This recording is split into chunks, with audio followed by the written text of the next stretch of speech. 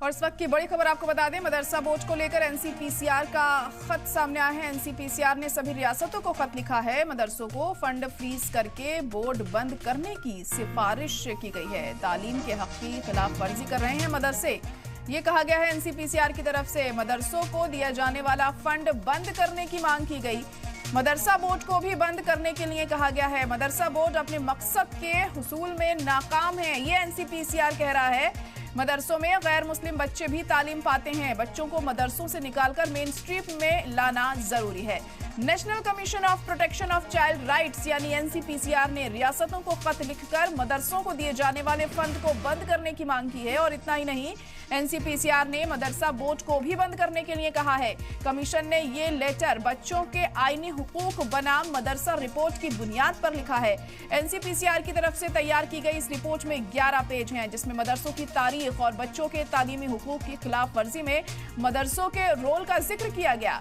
NCPCR के सदर प्रियांक कानूनगो ने रियासतों को लिखे लेटर में कहा कि सिर्फ बोर्ड तश्कील करने या यूडीआईएसई कोड लेने का मतलब ये नहीं है कि मदरसे आरटीआई के प्रोविजन पर अमल कर रहे हैं। उन्होंने कहा कि बच्चों को दिए जाने वाली तालीम के हक की खिलाफ वर्जी की जा रही है। इसीलिए कानूनगो ने रियासतों से मांग की है कि वे सभी गैर मुस्लिम बच्चों को मदरसों से निकालकर बुनियादी तालीम हासिल करने के लिए स्कूलों में भर्ती कराएं। तो बड़ी और अहम खबर इस वक्त आपको बता रहे हैं, एनसीपीसीआर ने यह खत लिखा है। तमाम रियासतों को यह खत लिखा गया है, जिसमें कहा गया है कि मदरसों को जो फंड दिया जाता है उसे सीज किया जाए। और इतना ही नहीं, एनसीपीसीआर ने मदरसा बोर्ड को भी बंद करने के लिए कहा है। कमीशन ने यह लेटर बच्चों के आईनी हुकूक बनाम मदरसा रिपोर्ट की बुनियाद पर लिखा है। एनसीपीसीआर की तरफ से तैयार की गई इस रिपोर्ट में 11 पेज हैं, जिसमें मदरसों की तारीख और बच्चों के तालीमी हुकूक के खिलाफ वर्जी में मदरसों के रोल का जिक्र किया गया। वहाँ बहुत सारी चीज़ें गड़बड़ होती हैं।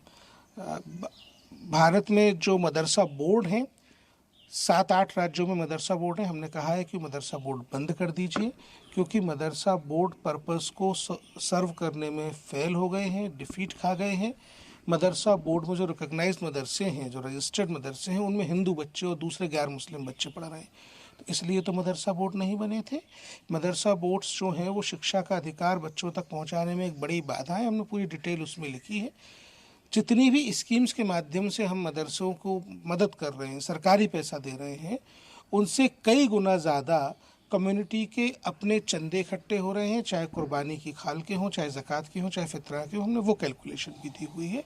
इसलिए ये फंडिंग बंद कर देना चाहिए, मदरसा बोर्ड डिसबैंड कर देना चाहिए। जो हिंदू बच्चे इन मदरसों में हैं उनको तत्काल जो है स्कूलों में दाखिल कर देना चाहिए। तो एनसीपीसीआर ने खत लिखा है तमाम रियासतों को कि मदरसा बोर्ड को बंद कर देना चाहिए। जो फंड मदरसों को दिया जा रहा है उसे भी सीज किया जाना चाहिए। और इसी पर ज्यादा जानकारी के लिए हमारे नुमाइंदे सैयद मुबश्शिर इस वक्त लाइव जुड़ चुके हैं। मुबश्शिर, क्या कुछ और इस खत में लिखा गया है और क्यों ये मांग की गई है कि मदरसों को जो फंड दिया जा रहा है वो सीज किया जाए और बोर्ड को भी बंद कर दिया जाए? बिल्कुल ज़हरा, देखिए जिस तरीके से एनसीपीसीआर के अध्यक्ष प्रियांक कानूनगो जी ने ये लेटर लिखा और सभी रियासतों के जो चीफ सेक्रेटरी है उनको लिखा है, ख़ासतौर पर कई सारी अहम चीज़ें हैं। क्यों लिखा, क्या वजह थी इसके पास, इसके पीछे की वजूहात क्या है, किन चीज़ों को ध्यान में रखा गया, वो खुद हम डायरेक्ट बात करें। मेरे साथ प्रियांक कानूनगो जी मौजूद हैं। प्रियांक जी, आपने जो लेटर लिखा उसका आधार क्या था? किन किन बेसिस पे ये कहा गया कि पहली बात तो मदरसा बोर्ड को ही बंद कर देना चाहिए और उसके बाद जो फंड है उसको भी सीज कर देना चाहिए? आयोग ने पिछले लगभग 9 साल तक इस विषय पे अध्ययन किया है। बहुत सारी विजिट्स किए हैं, हज़ारों बच्चों से बात की है, कई दर्जन कंसल्टेटिव मीटिंग्स की हैं, मदरसों के दौरे किए हैं, हज़ारों कागजात पढ़े हैं, मदरसों की बैलेंस शीट रुदात पढ़े हैं, कई सारे राइटर्स को हमने कोट किया, उनकी किताबें पढ़ी हुई हैं। एक रिपोर्ट हमने 2021 में प्रकाशित की थी, 2024 में हमने उसके कंटिन्यूएशन में दूसरी रिपोर्ट प्रकाशित की है। देश भर के राज्यों से बात की है, 18 राज्यों में रिव्यू मीटिंग्स में चर्चा की है, देश भर के चीफ सेक्रेटरीज से बात की है, देश भर के principal secretary education, minority education, minority से सबसे बात की है। ऐसा कोई भी वर्ग छूटता नहीं जिससे हमने संवाद करने का प्रयास ना किया। ग्राउंड पूरी तरीके से तैयार करने के बाद ये रिपोर्ट बनाएगी। एग्जैक्टली। और वो रिपोर्ट अब ये कहती है कि मदरसा बोर्ड जो है वो वाइट एलिफेंट्स हैं। मदरसा बोर्ड इस उद्देश्य के साथ बनाए गए थे कि जो अनरजिस्टर्ड मदरसे हैं, जो रिलीजियस वे में चलते हैं, उनके बच्चों को मदरसा बोर्ड में लाएंगे, धीरे धीरे मेन स्ट्रीम करेंगे। तो ये फेल हो गया है, ये मॉडल फेल हो गया है। मदरसा बोर्ड जो हैं वो ये तय करते हैं कि रजिस्ट्रेशन हो, एफिलिएशन हो और सरकार की इमदाद मिले। और मदरसा बोर्ड सारे राज्यों में है, केंद्र सरकार का कोई भी मदरसा बोर्ड नहीं है, जो होना भी नहीं चाहिए। 2002 में संविधान में शिक्षा का अधिकार आया, 2009 में शिक्षा का अधिकार कानून बना।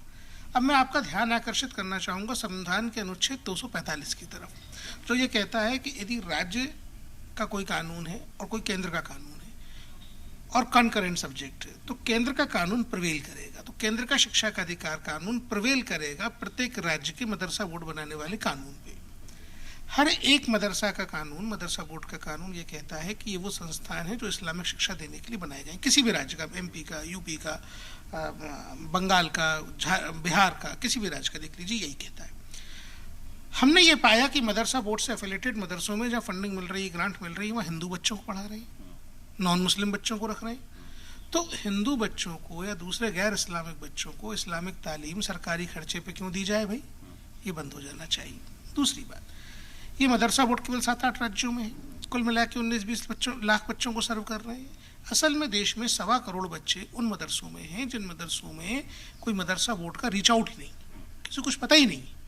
तो ये मदरसा बोर्ड की आड़ में वो बच्चे छुपे रह जाते हैं जिन तक शिक्षा की रोशनी पहुंची ही नहीं है, वो पहुंचाना बहुत जरूरी है।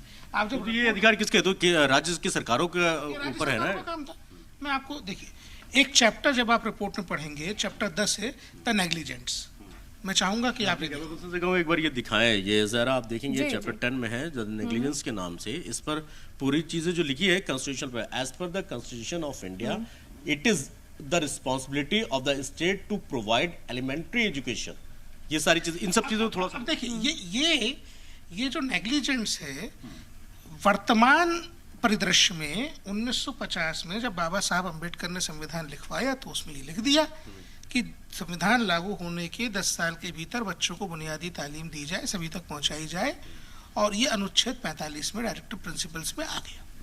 उसके ठीक बाद में मौलाना अबुल कलाम आज़ाद देश के पहले शिक्षा मंत्री के रूप में उत्तर प्रदेश के एक मदरसे में जाते हैं। मदरसे में खड़े होकर क्या कहते हैं, ये देखिए कि मुसलमान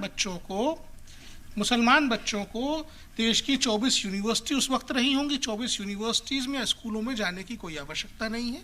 मुसलमान बच्चों को जो है केवल मदरसों में दीनी तालीम लेनी चाहिए। ये कहीं ऑन रिकॉर्ड है? ये देख लीजिए, ये देख लीजिए।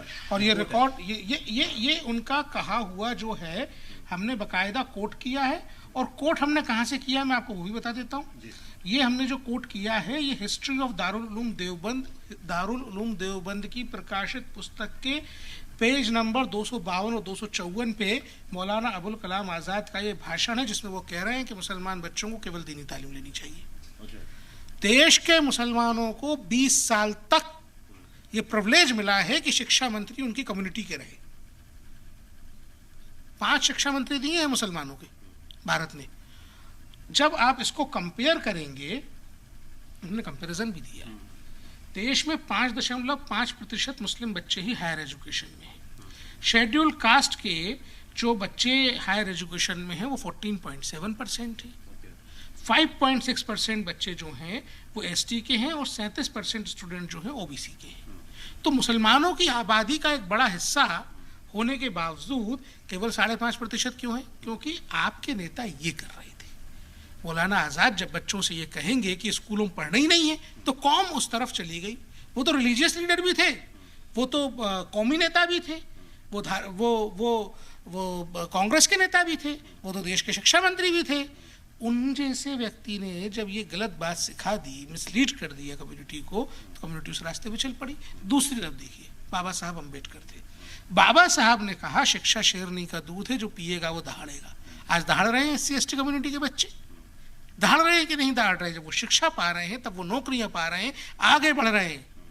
तो मुसलमानों के बावजूद इसके कि एक लंबे समय तक, कई शताब्दियों तक भारत की भूमि पर राज करने के बावजूद आज इस पिछड़ेपन का कारण ये है कि उनको बड़े ही ऑर्केस्ट्रेटेड वे में, कोऑर्डिनेटेड वे में शिक्षा से महरूम रखा गया।